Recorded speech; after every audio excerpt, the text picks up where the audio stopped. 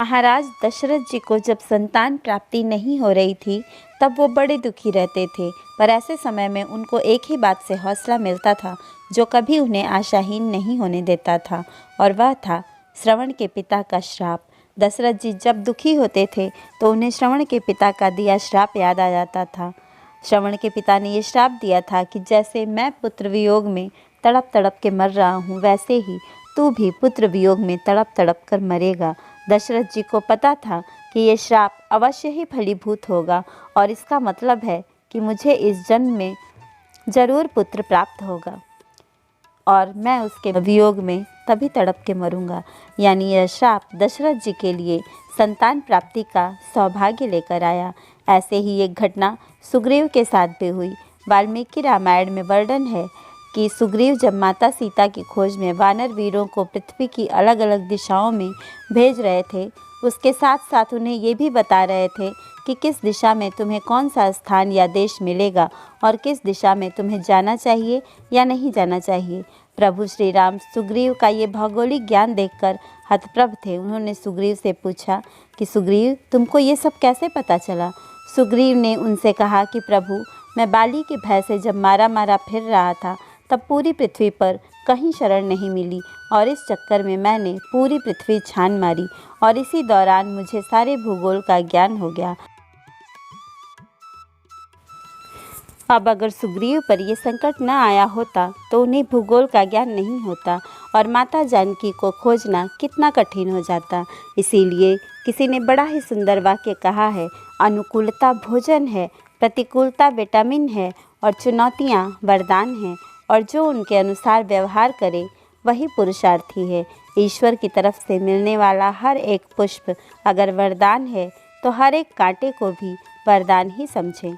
मतलब अगर आज मिले सुख से आप खुश हों तो कभी अगर कोई दुख विपदा अड़चन आ जाए तो घबराएं नहीं, क्या पता वो अगले किसी सुख की तैयारी हो। एक बार महर्षि नारद वैकुंठ की यात्रा पर जा रहे थे। नारद जी को रास्ते में एक औरत मिली और बोली, मुनिवर, आप प्रायः भगवान नारायण से मिलने जाते हैं, मेरे घर कोई औलाद नहीं है, आप श्री प्रभु से पूछना कि मेरे घर औलाद कब होगी। नारद जी ने कहा, ठीक है, पूछ लूँगा। इतना कहकर नारद जी नारायण नारायण कहते हुए यात्रा पर चल पड़े। वैकुंठ पहुँचने पर जब नारायण जी ने उनसे कुशलता पूछी तो नारद जी बोले कि जब मैं आ रहा था तो रास्ते में एक औरत जिसके घर कोई औलाद नहीं है, उसने मुझे आपसे पूछने को कहा कि उसके घर पर औलाद कब होगी। नारायण बोले, तुम और उस औरत को जाकर बोल देना कि उसकी किस्मत में औलाद का सुख नहीं है।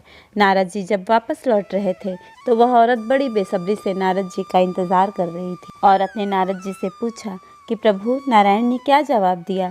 इस पर नारद जी ने कहा कि प्रभु ने कहा है कि आपके घर पर कोई औलाद नहीं होगी। यह सुनकर औरत दहाड़े मारकर रोने लगी।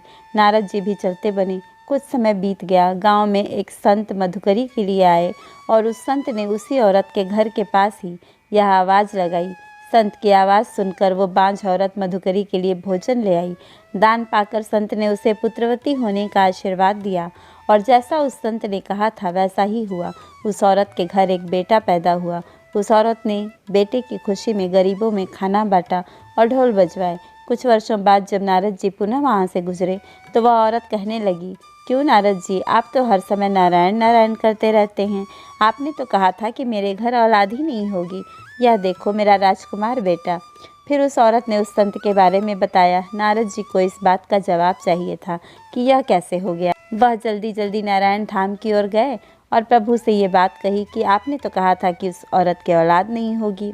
क्या उस संत में आपसे भी ज़्यादा शक्ति है? नारायण भगवान बोले, आज मेरी तबीयत कुछ ठीक नहीं है, मैं आपकी बात का जवाब बाद में दूंगा, पहले आप मेरे लिए औषधि का इंतजाम करिए। नारद जी बोले, आज्ञा दीजिए। प्रभु श्री नारायण बोले कि नारद जी, आप भूलोक जाइए और एक कटोरी रक्त लेकर आइए। नारद जी कभी इधर कभी उधर घूमते रहे पर एक प्याले भर रक्त भी नहीं मिला। उल्टा लोग उपहास करते कि नारायण बीमार हैं। आखिर चलते चलते नारद जी जंगल में पहुँचे। वहाँ पर वही संत मिले जिसने उस औरत को बेटे का आशीर्वाद दिया था। वो संत नारद जी को पहचानते थे। उन्होंने कहा कि अरे देवर्षि, आप इस जंगल में इस समय क्या कर रहे हैं? इस पर नारद जी ने जवाब दिया कि मुझे प्रभु ने किसी इंसान का रक्त लाने को कहा है।